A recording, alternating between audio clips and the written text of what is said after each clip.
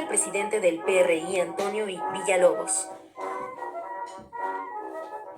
El Partido de la Revolución Mexicana ha tenido ya varios años de historia.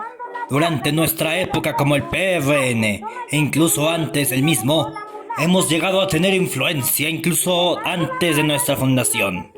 Nuestra influencia comenzó en 1920 con la presidencia de Álvaro Obregón.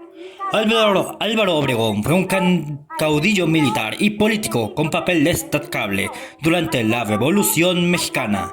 Su mandato presidencial abarcó desde 1920 a 1924.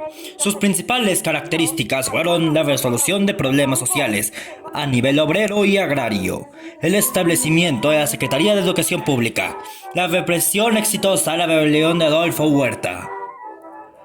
Plutarco Elías Calles gobernó la República Mexicana de 1924 a 1928. Sus principales acciones fueron la reorganización de las finanzas de la nación, la fundación de la Comisión Nacional Bancaria y el Banco de México, la modernización del Ejército Nacional Mexicano junto al secretario de Guerra y Marina Joaquín Amaro, el impulso a la educación pública al crear la escuela secundaria y las escuelas centrales agrícolas. Y por último, el reparto de tierras hábiles a los campesinos, además de impulsarlos económicamente a continuar con su labor. Emilio Portes Gil fue un político mexicano que gobernó durante 1928 a 1930. Durante su mandato se creó la Confederación de Trabajo de México, la promulgación de la Ley General de Trabajo. Durante este periodo se vio forzado a afrontar el conflicto interno conocido como la Guerra Cristera, siendo quien se encargó de suprimir dicha insurrección. Pascual Ortiz Rubio gobernó los Estados Unidos mexicanos de 1930 a 1932 y fue el último en renunciar al cargo.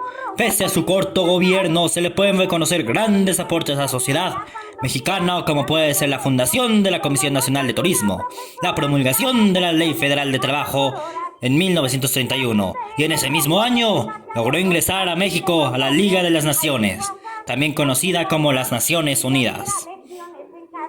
Abelardo L. Rodríguez asumió la presidencia de México tras la renuncia de Pascual Ortiz Rubio durante 1932 a 1934.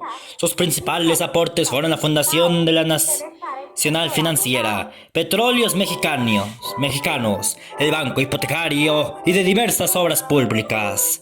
Se creó la Ley Beneficiaria Privada y la Ley Orgánica de la Universidad Autónoma de México, además de que inauguró el Palacio de Bellas Artes y amplió el periodo presidencial de 4 a 6 años de gestión.